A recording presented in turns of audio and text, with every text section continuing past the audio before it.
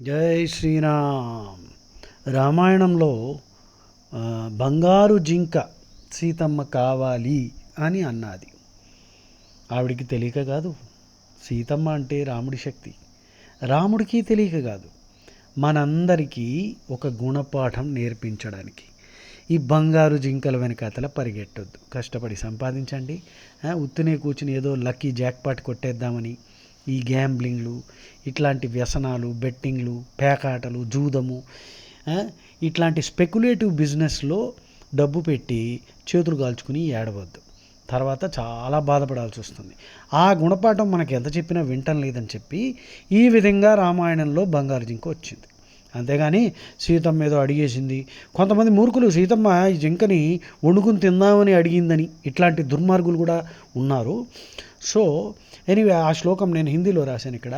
న భూతపూర్వం న కదాపి వార్త. ఇటువంటి జింక ఎప్పుడు ఎవరు ముందు చూడలేదు, ఇటువంటి జింక ఉంటుందని వార్తలు కూడా లేవు. హేమ్న కురంగో న కదాపి దృష్ట. బంగారు జింకని ఎవరూ చూడలేదు. తథాపి తృష్ణ రఘునందనస్య.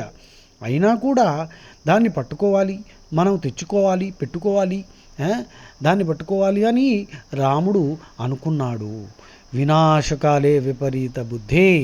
అంటే రాముడు అనుకున్నాడు అని మనకి అట్లాగా చూపించాడు. రాముడు నటిస్తున్నాడు, సీత కూడా నటిస్తుంది.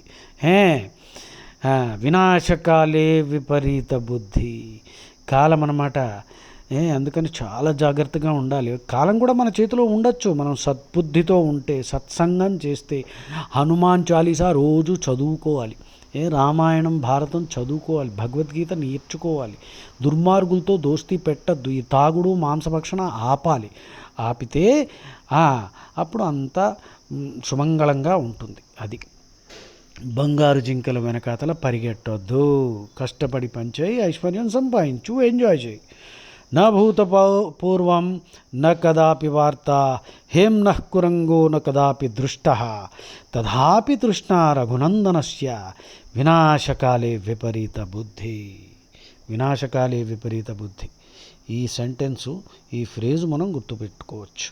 నేను హిందీలో రాశాను, పర్వాలేదు, మీరు తెలుగులో కావాలంటే రాసుకోండి. ఇది బట్టి కొట్టండి. ఇది మనం ఎక్కడైనా అవకాశం అవసరం వచ్చినప్పుడు చెప్పగలగాలి. జై శ్రీరామ్.